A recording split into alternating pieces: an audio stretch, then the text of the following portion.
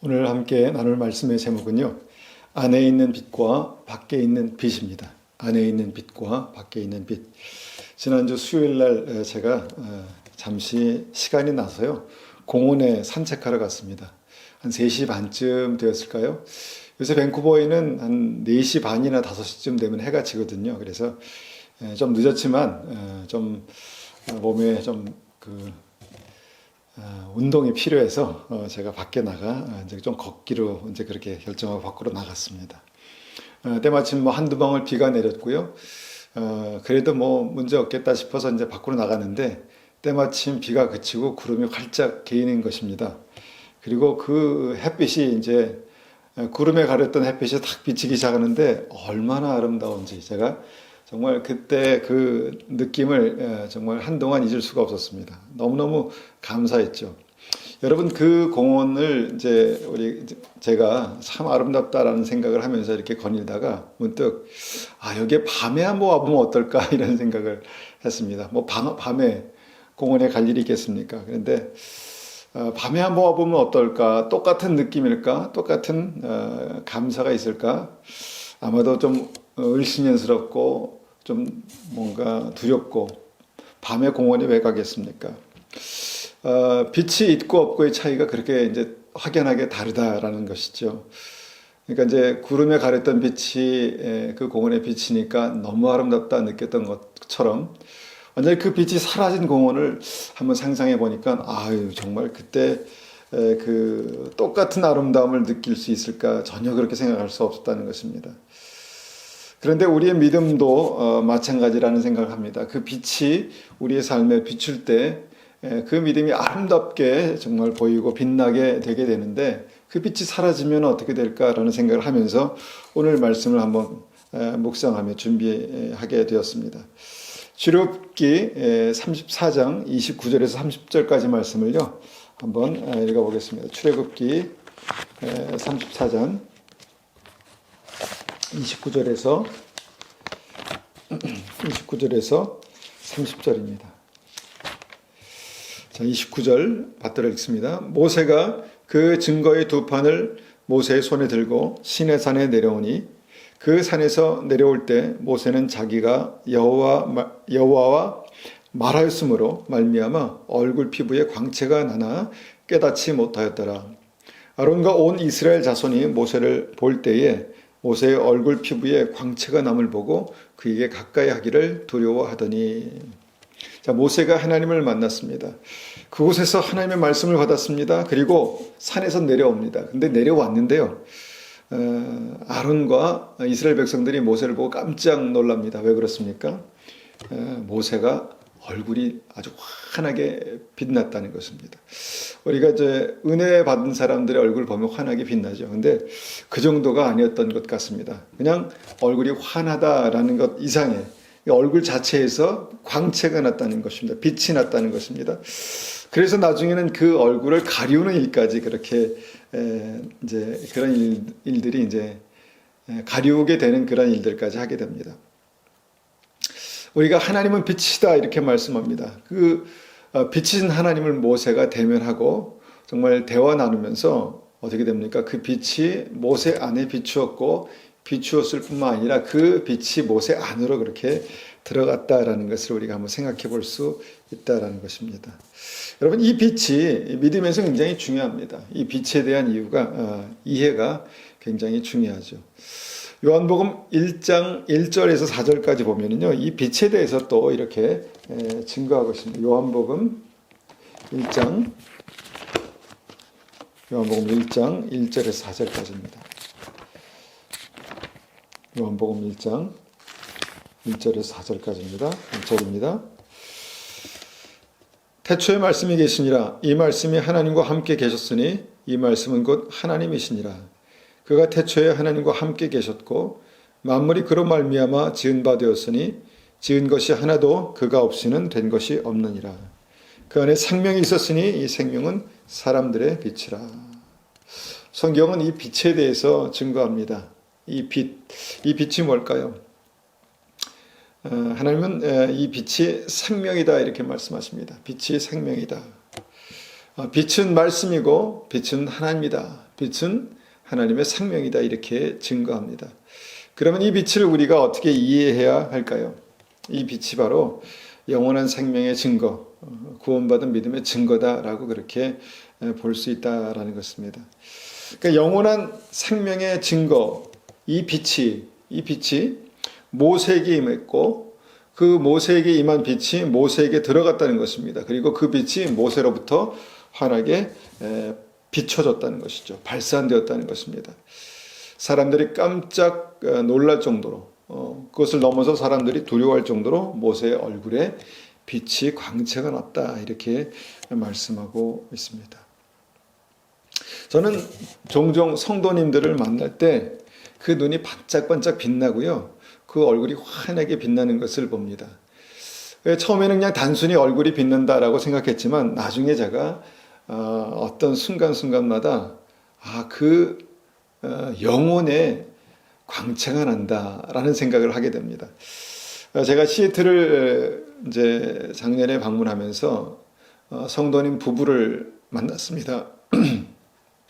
성도님 부부를 만나고 그때 대화하는 가운데 제가 그 빛을 아주 강하게 느꼈습니다. 그 눈빛에서 얼굴빛에서 정말 광채가 난다라는 생각을 하게 됐습니다. 그냥 이것이 좋은 느낌이 아니라 저는 그때 다시 한번 이분의 영혼에 생명의 빛이 그렇게 빛을 발하고 있구나라는 것을 제가 알게 되었죠. 여러분, 우리가 이 빛에 대해서 우리가 생각해 보면요. 이 빛을 다시 우리의 삶 가운데 그렇게 확인하고 경험하는 그런 일들이 있다라는 것입니다. 그런데 우리가 이 말씀을 다시 깊이 묵상해 보면 이 빛이 삶에 어떻게 존재하느냐에 따라서 이것이 어떻습니까? 구원의 확증이 될 수 있다라는 것을 생각해 봅니다. 빛을 우리가 어떻게 이해하고 어떻게 발견한가에 대해서는 우리가 이제 차후에 얘기를 더 이제 할 수 있지만 이 빛에 대해서 빛이 실제로 우리의 심령 가운데 존재한다라는 것에 대해서는 우리가 부인할 수 없는 사실이다라는 것입니다. 그럼 빛이 우리의 삶에 어떻게 존재하고 또 그것이 우리의 삶에 어떻게 우리의 믿음을 확증하게 되는가, 우리의 구원받는 믿음을 확증하게 되는가를 우리가 생각하면서 이 빛의 어떤 그 존재의 어떤 하는 형태를 세 가지로 한번 좀 구분해서 우리가 생각해 볼 수 있을 것 같습니다. 첫 번째는요, 우리가 가끔 경험하는 빛입니다. 이 빛을 사람들은 은혜라고 합니다. 은혜. 어느 날 5천 명이 넘는 사람들이요, 남자만 5천 명, 그 다음에 여자와 아이들까지 합하면 굉장히 많은 사람들이 이 언덕에 앉아서 주님의 말씀을 들었습니다. 정말 그들은 말씀을 들으면서요, 큰 은혜를 받았습니다. 그리고 그 다음에 오병이어라고 부르는 그 기적의 음식을 먹었습니다. 떡과 물고기를 먹었죠. 그들은 그 빛을 받을 때, 그 빛을 경험할 때 너무 행복했습니다. 정말 큰 은혜를 받은 것이죠. 그리고 모두 다 이런 생각을 했던 것 같습니다. 이분을 우리의 왕으로 모셔야 되겠다. 이스라엘 백성들에게는 메시아 사상이 있었죠. 메시아께서 오셔서 그들의 왕이 될 것이다. 그래서 그들은 그 메시아 대망 사상, 메시아를 기다리는 그런 믿음이 있었는데 예수님을 만나자 이분을 우리의 왕으로 모셔야 되겠다라는 생각을 한 것 같습니다. 그리고 그 이후에 예수님께서 예루살렘에 들어오셨죠. 예루살렘에 그렇게 입성하십니다. 들어오셨습니다. 그럴 때 많은 사람들이 예수님이 예루살렘으로 들어오신다는 소식을 듣고 거리로 나와서 손에 종려가지, 그러니까 누군가를 아주 극렬하게 환영할 때 쓰는 그 손에 종려가지를 들고요, 예수님을 크게 환영했습니다. 크게 환영했습니다. 호산나 다윗의 자손이여 라고, 호산나라고 그렇게 외치면서 예수님을 크게 환영했다는 것이죠. 이때까지 이들은 예수님의 은혜의 빛을 경험하고요, 그 빛에 대해서 확신했습니다. 그러니까 많은 사람들이 이렇게 빛 가운데 있을 때, 빛을 비출 때 예수님을 메시아 왕으로 그렇게 고백했다라는 것입니다. 그런데 얼마 지나지 않아서 어떤 일이 일어났습니까? 예수님께서 로마군에게 체포되셨습니다. 그들이 빛이라고 생각했던 그 빛이 한순간에 어두움으로 변한 것 같았습니다. 그리고 나서 그들은 어떻게 외쳤습니까? 어떻게 말했습니까? 예수를 십자가에 못 박아라. 예수를 십자가에 못 박아라. 바라바를 차라리 바라바를 정말 바라바에게 자유를 주고 예수를 십자가에 못 박아라. 이렇게 외쳤습니다. 오병이어의 떡을 먹었던 사람들 대부분은 아니겠지만 그들 중에 상당수의 사람들이 예수님을 못 박아라라고 외쳤다고 믿습니다. 왜냐하면 예수님이 잡힐 당시에 한 사람도 나서서 예수님이 우리의 왕이시다라고 그렇게 말하는 사람들이 없었거든요. 빛이 있을 때는 예수님이 왕으로 메시아로 보였지만 잠시 그 빛이 가리우자 예수님을 십자가에 못 박아 죽여야 할 그런 죄인으로 보았다는 것입니다. 그러니까 빛이 있을 때, 햇빛이 있을 때 아름다운 공원이요. 해가 지고 빛이 사라진 이후에 가보면 똑같은 공원인데 그 아름다움이 아니라 어떻게 됩니까? 두려움과 음산한 그런 공원으로 바뀔 수 있다는 것이죠. 여러분, 우리 믿음의 상태도 이럴 수 있다는 것입니다. 예수님은 이렇게 생명이 빛이 됐습니다. 빛이 우리에게 비출 때 좋다, 아름답다, 감사하다 이렇게 느끼지만 잠시 그 빛이 다시 그 빛을 가리우실 때 사람들은 이게 아닌가, 뭔가 잘못됐나,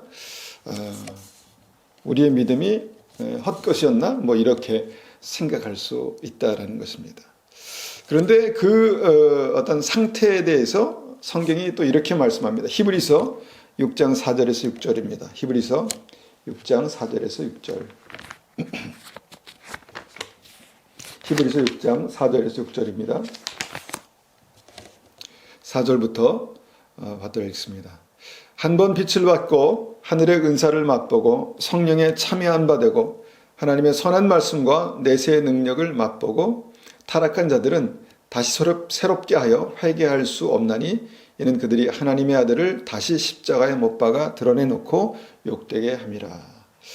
여기에 기록된 크리스찬들은 구원받았을까 받지 못했을까 여기에 대해서 우리 신학적으로 분분합니다. 그런데 분명히 성경이 뭐라고 기록하냐면 이 크리스찬들은, 이 사람들은 분명히 생명의 빛을 경험했다 이렇게 말합니다. 생명의 빛을 경험했습니다. 그리고 생명의 빛이 그들의 삶에 비춰졌습니다. 그리고 나서 어떤 것을 또 경험합니까? 하늘의 은사를 맛봤다 이렇게 말합니다. 하늘의 은사를 맛보고 말씀의 은혜와 능력을 경험했다. 말씀의 능력을 경험했다. 자, 오병이어의 기적을 맛본 것이죠. 하나님의 말씀에 감동이 있었고 그 감동이 그들의 삶에 있었다라는 것입니다. 그런데 그들의 삶에 빛이 가리워지자, 빛이 사라지자 어떻게 됩니까? 다시 캄캄한 어둠이 되었다라는 것입니다. 분명 어떤 인생의 시점에서는 이 빛을 경험했습니다. 이 빛 가운데 살았습니다. 빛 가운데 동행했습니다. 은혜와 능력을 경험했습니다. 그런데 다시 어둠이 찾아왔다라는 것입니다. 다시 어둠, 완전한 어둠이 찾아왔다라는 것입니다. 그럴 수 있다라고 성경은 말씀합니다. 빛이 있었다가 없어지는, 빛을 경험했다가 빛을 잃어버리는 그런 일이 있었다. 한때 열정적으로 신앙생활을 했다가 지금은 믿음을 버린 분들을 생각합니다. 성경은 그렇게 빛을 잃어버릴 수 있다라고 말씀합니다. 물론 다시 회복할 수 있죠. 주님께서 우리에게 회개할 기회를 주실 것입니다. 우리만 돌이킨다면, 우리가 주님 앞에 더 가까이 빛 가운데 나아가길 원한다면 주님께서 그 빛을 회복하실 것입니다. 그런데 그 빛을 영원히 떠나간 사람들이 있다라고 성경은 말씀합니다. 그래서 그 빛을 잃어버릴 수 있다라는 것이 이 성경의 어떤 핵심입니다. 그러니까 빛을 경험했다가 이제 어둠 가운데 있을 수 있다라는 것이 이 말씀의 핵심이죠. 이렇게 잠시 우리의 삶을 비췄다가 사라지는 빛이 있다라는 것입니다. 그런데 두 번째로 우리가 생각해 볼 것은요, 이 빛이 우리의 삶 가운데 오랫동안 지속되는 어떤 그런 것을 생각해 볼 수 있습니다. 빛이 오랫동안 우리의 삶에 비춰졌고 그 은혜의 빛이 오랫동안 우리의 삶 가운데 있었던 사람들, 오랫동안 드렸던 예배, 처음에는 감격이 있었지만 그 예배가 계속해서 반복되면서, 같은 예배가 계속해서 반복되면서 그 예배가 그냥 습관이 될 수 있다는 것을 생각해 봅니다. 오랫동안 들었던 말씀, 처음에는 이 말씀이 우리에게 감동을 주었지만 나중에 계속 반복되는 이 말씀, 하나님의 말씀을 들을 때 그들에게 그 감동이 점점 무뎌져 가는 어떤 그런 믿음. 그래서 믿음이 그냥 문화가 되어버리는, 믿음이 그냥 우리의 삶의 문화가 되어버리는 그런 믿음을 생각해 볼 수 있다라는 것입니다. 출애굽한 이스라엘 백성들이 그랬습니다. 처음에는 10가지 하나님의 기적을 보았습니다. 그리고 위대하신 하나님, 능력의 하나님, 정말 두렵기까지 한 하나님을 만나게 되었죠. 그리고 그들이 정말 평생 거기서 죽을 줄 알았는데 정말 평생 노예로 있던 애굽에서 빠져나왔습니다. 기적이 일어났습니다. 그 기적이 한가운데서 또한 홍해라는 것을 건너게 됐습니다. 홍해를 건너게 됐습니다. 바다를 건넜다는 것입니다. 홍해가 갈라지는 놀라운 하나님의 그 권능을 경험한 것이죠. 그리고 그 이후에 어땠습니까? 계속해서 하나님께서 불기둥과 구름 기둥으로 그들을 인도하셨고요. 그들이 굶주리고 배고플 때 만나를 주셨고 목마를 때 생수를 공급하셨습니다. 그러니까 하나님의 인도하심 가운데 하나님과 동행하며 살았다라는 것입니다. 그렇게 오랫동안 주님과 동행하며 하나님의 능력과 은혜를 경험한 이스라엘 백성들이요, 가나안 땅 앞에서 잠시 어둠을 만납니다. 가나안 땅 앞에서 잠시 어둠을 만났다는 것입니다. 하나님께서 잠시 아마도 그 빛을 가리우신 것 같습니다.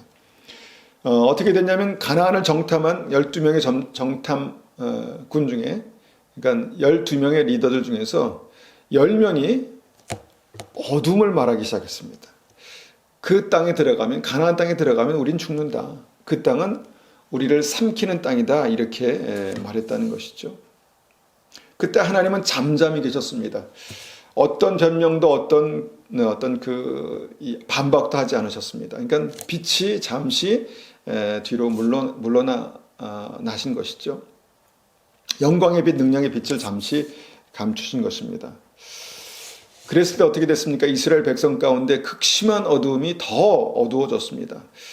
어두움이 그들의 심령을 삼켜버렸습니다. 매우 두려웠습니다. 하나님을 따라서 여기까지 온 것이 후회되었습니다. 모세를 원망하고 죽이려고 합니다. 극심한 어두움, 극심한 절망, 극심한 두려움이 그들을 삼켜버렸습니다. 여러분, 오랫동안 함께 하셨던 하나님의 은혜는 어디 갔습니까? 오랫동안 그들이 목격했던 하나님의 기적은 어디에 있습니까? 분명 하나님께서 그들과 함께 계셨는데, 그 기적과 은혜를 체험했는데 가나안 땅 앞에서 잠시 그들에게 어둠이 임하자 그들이 온통 어두움에 그렇게 짓눌려 버렸다는 것입니다. 중요한 순간에, 구원의 중요한 순간에 하나님께서 잠시 그 빛을 가리우셨다라고 우리는 생각해 볼 수 있습니다. 그리고 그때 이스라엘 백성들에게는 캄캄한 어두움만 있었다라는 것이죠. 그들이 하나님과 함께 있을 때 그들에게 믿음이 있는 것 같았습니다. 반드시 가나안 땅에 들어갈 것 같았습니다. 반드시 하나님께서 그들에게 가나안 땅으로 인도하실 것을 확신했습니다. 그런데 잠시 어둠이 임하자, 그 빛이 사라지자 그 구원받는 믿음, 그 하나님의 능력의 믿음에 대해서는 믿음이 다시 어두움 가운데 완전히 사라졌다는 것이죠. 핵심은 무엇인가 하면 오랫동안 함께 있었던 빛이라고 해서 그것이 당연히 빛으로, 믿음으로 그렇게 있을 것이다 라는 것이 아니라는 것입니다. 중요한 순간에 하나님께서 잠시 그 빛을 가리우시자 그들에게 어두움만 남아 있었습니다. 여러분, 오랫동안 빛 가운데 산다고 해서 그 생명의 빛이 나의 것이 되는 것은 아니다라는 것을 생각해 봅니다.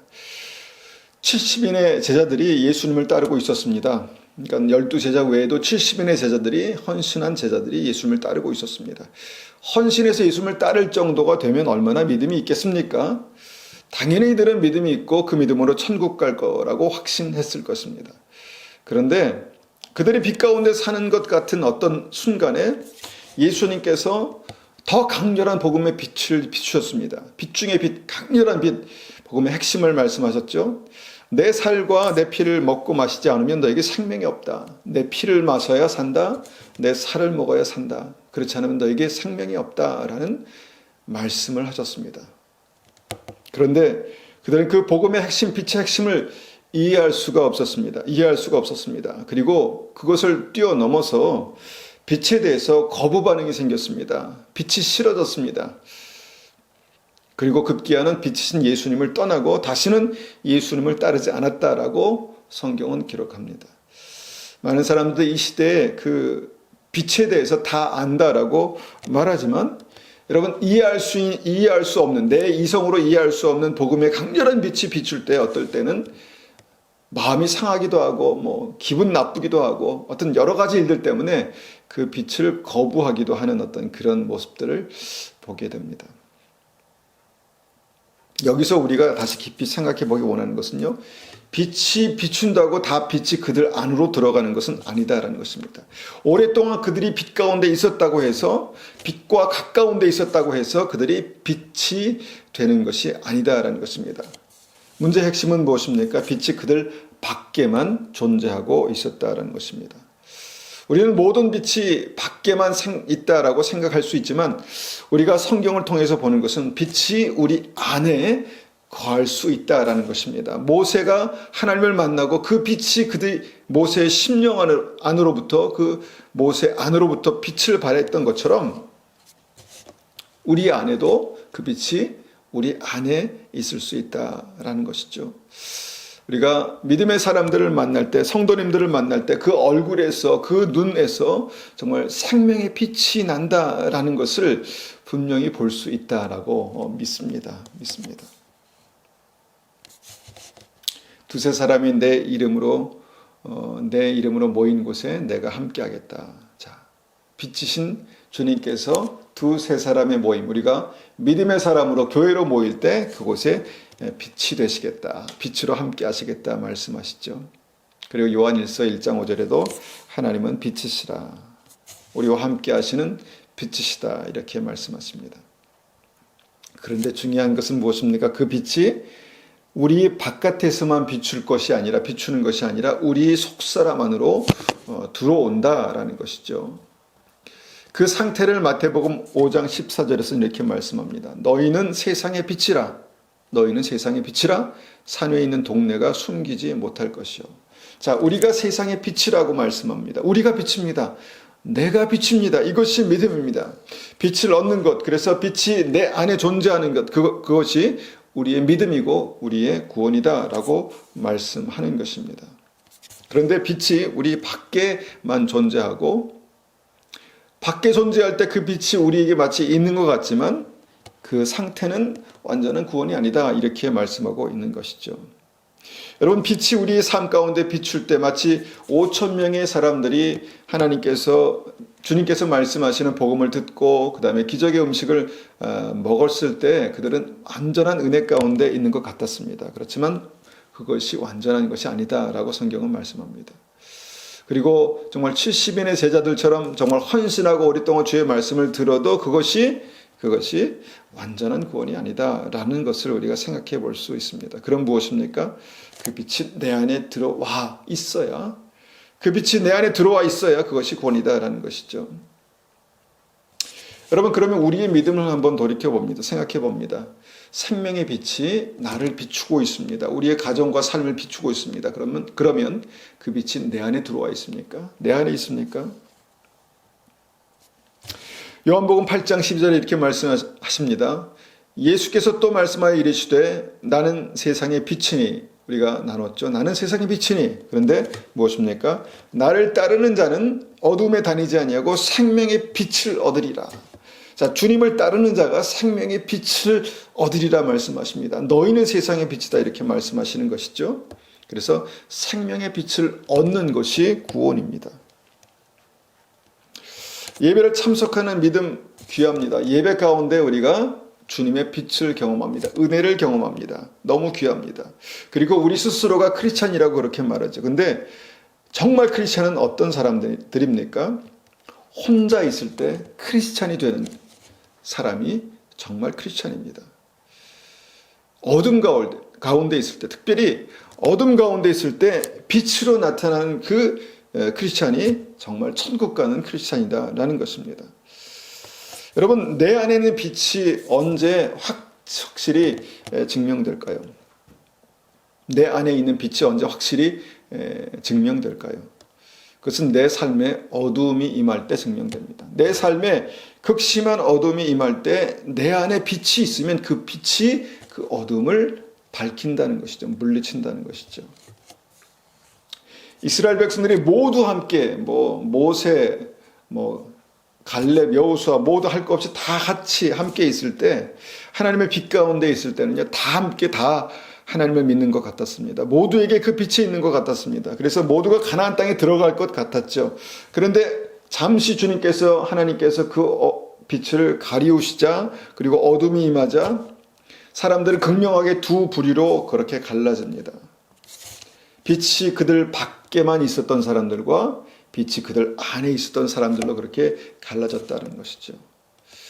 어둠이 임하는 순간 갈렙과 여호수아는 하나님의 말씀을 기억했습니다. 하나님께서 우리에게 가나안을 약속하셨다. 우리는 분명히 가나안에 들어갈 것이다. 지금은 어둡지만 하나님의 말씀이 그들의 삶에 빛이 되었고, 그래서 그들이 그 말씀을 붙들어서 빛을 따라가는 그런 믿음을 지금, 빛을 바라는 믿음을 지금 보이고 있었다는 것입니다. 절망의 순간에, 어둠이 임했던 순간에 그들 안에 있는 빛, 하나님의 말씀, 믿음, 이것이 빛을 발했습니다. 그래서 우리는 반드시 그 땅에 들어갈 수 있다. 하나님께서 우리를 반드시 이기게 할 것이다 라고 그렇게 빛을 말했습니다. 빛을 선포했습니다. 그리고 그들의 믿음대로 그들은 하나님의 나라에 들어갔죠. 가나안 땅에 들어갔죠. 하나님께서 요셉과 함께 하셨습니다. 요셉에게 믿음이 있었습니다. 하나님께서 함께 하신다, 하나님께서 인도하신다라는 믿음이 있었습니다. 그런데 요셉의 삶에 여러 차례 어둠이 임했죠. 이 어둠이 임했을 때 요셉이 완전히 어둠 가운데 그 빛을 잃어버리는 믿음이 아니라, 그 어둠이 임했을 때 다시 그 내면에 있는 생명의 빛으로 생명의 길을 찾아가는 은혜가 있었다라는 것입니다. 요셉에게 절망의 순간이 찾아왔습니다. 그런데 그 빛이 완전히 꺼지지 않았습니다. 그 증거가 하나님께서 그와 함께 하셨다. 그래서 그가 형통한 자가 되었다라고 성경은 2번 말씀하시죠. 절망의 순간이 어떻게 찾아왔습니까? 형제들에게 버려졌죠. 그리고 나서 뭔가 하나님께서 함께 하시는 믿음을 끝까지 붙들고 조금씩 그 믿음으로 이제 앞으로 일어나고 있는 그 순간에 누명을 썼습니다. 누명을 쓰고 미움을 받고 정말 그 주변 사람들로부터 버림을 받았습니다. 버려졌습니다. 죄인이 되었고 감옥에 갇혔습니다. 정말 완전한 어두움이 요셉의 삶을 그렇게 덮친 것입니다. 그런데 요셉의 심령에 무엇이 있었습니까? 생명의 빛이 있었다라는 것입니다. 그 어두움 가운데서도 꺼지지 않는 어떤 생명의 빛, 하나님에 대한 믿음, 그 빛을 바라고 있었다는 것입니다. 그 빛을 요셉이 소유하고 있었다는 것입니다. 그 어두운 순간에도 하나님과 동행하는 믿음이 있었다라고 성경은 말씀합니다. 하나님께서 요셉과 함께 하시는, 그래서 하나님께서 요셉과 함께 하시니 그가 형통한 자가 되었더라라고 요셉이 감옥에 있을 때 성경은 증거하고 있습니다. 여러분, 감옥에 하나님의 은혜가 있어봤자 얼마나 있었겠습니까? 요셉 안에 생명의 빛이 있었다라고 우리가 그렇게 이제 가정하지만, 여러분 그 빛이 엄청나게 기쁘고 감사하고 은혜가 넘치고 그렇게 했습니까? 그냥 한 줄기 빛. 하나님, 내가 이 가운데 있지만 그래도 하나님을 온전히 신뢰하고 끝까지 하나님을 놓지 않겠습니다. 그런 정도의 어떤 빛이 있었지 않겠습니까? 그러니까 중요한 것은 그 요셉 안에 이 생명의 빛이 있었다는 것입니다. 이 작은 빛, 정말 이 작은 빛이요, 나중에 어떻게 됩니까? 정말 그 불씨가 되어서 하나님의 영광의 빛이 요셉의 삶에 그렇게 다시 한번 비추게 되는 그런 역사가 나타나죠. 요셉이 총리가 되고 요셉이 그 모든 삶의 어둠을 한순간 날려버리는 역사가 있었다는 것입니다. 요셉 안에 있는 그 생명의 빛이 불씨가 되어서 하나님의 큰 영광의 빛으로 그렇게 그 삶 속에 나타나는 역사, 이것이 바로 우리 안에 있는 생명의 빛이다라고 말씀드릴 수 있습니다. 여호수아 안에 생명의 빛이 있었죠. 하나님의 약속의 말씀이었습니다. 그래서 그 말씀을 붙들고 어려운 순간에도 좌로나 우로나 치우치지 않았습니다. 그래서 여호수아는 그 말씀을 붙들고 어떻게 했습니까? 끝까지 가나안 땅으로 향하여서 걸어갔습니다. 생명의 길을 찾아갔죠. 그리고 정말 가나안 땅에서 완전한 승리를 거둘 수 있었다라는 것입니다. 이것이 바로 구원의 빛, 여호수아 안에 있는 생명의 빛, 구원의 빛이다라고 말씀드릴 수 있습니다. 바울에게 복음을 전할 때 바울의 삶에 큰 복음의 능력이 나타났습니다. 빛이죠. 하나님의 능력의 빛이죠. 그런데 거짓 선지자들, 성경에서 주님께서 거짓 선지자들이라고 말씀하시는 그들에게도 복음을 전할 때 그들에게도 능력이 나타났습니다. 하나님의 영광이 나타났죠. 그래서 그들 모두는 자신들에게 이 생명의 빛이 있다라고 확신할 수 있었습니다. 확신하고 있었던 것 같습니다. 그런데 바울 안에 생명의 빛은 어떻게 증거되었나요? 어떻게 증거되었습니까? 증명되었습니까? 바울과 실라가 복음을 전했습니다. 그런데 복음을 전하고 붙들려서 매를 맞게 됩니다. 그리고 감옥에 갇히게 됩니다. 하나님의 일을 하다가 감옥에 갇혔다, 매를 맞는다. 그러면 어떻게 반응할 수 있겠습니까? 극심한 어두움이 바울의 삶을 덮친 것입니다. 갑작스러운 어두움이 바울의 삶을 그렇게 우겨싸게 되었다는 것입니다. 그때 어두움 가운데 있는 바울의 내면에 한 줄기 생명의 빛을 발하기 시작합니다. 하나님의 능력이 밖으로부터 그렇게 비춘 것이 아니라 완전한 어둠의 상황에서 바울의 심령 안에 그 생명의 빛을 발하기 시작했다는 것입니다. 매를 맞고 감옥에 들어가서 그 캄캄한 감옥에, 어두운 감옥에서 어떻게 했습니까? 하나님을 찬송했다, 이렇게 말씀합니다. 이 찬송이 우리가 날마다 부르는 찬송과 같은 찬송이길 원합니다. 이 기도가 우리가 날마다 드리는 기도와 같은 기도이길 원합니다. 여러분, 그 찬송과 기도가 무엇입니까? 바로 바울 안에 있는 생명의 빛의 증거입니다. 바울 안에 생명의 빛의 증거. 어떤 찬송을 했을까? 무엇을 찬송했을까? 어떤 기도를 드렸을까? 복음을 전하다가 매를 맞고 피를 흘리고 온몸이 아프고 쑤시는 이 상황에서 이 찬송과 기도가 어떻게 바울의 삶 속에 정말 하나님으로부터 그렇게 이 어두운 순간에 그렇게 드러날 수 있었을까? 나타날 수 있었을까? 이 빛은요, 바울을 비추는, 정말 바깥에서부터 바울의 삶을 비추는 빛, 이것이 아니라 바울 내면에 존재했었던 그 생명의 빛이 어두움 가운데서도 빛을 발하는 것이다라고 우리가 생각해 볼 수 있습니다. 그리고 그 바울 내면에 있는 빛이 바로 이 바울의 삶에 어두움이 임했을 때 확증되었다, 증명되었다라는 것이죠.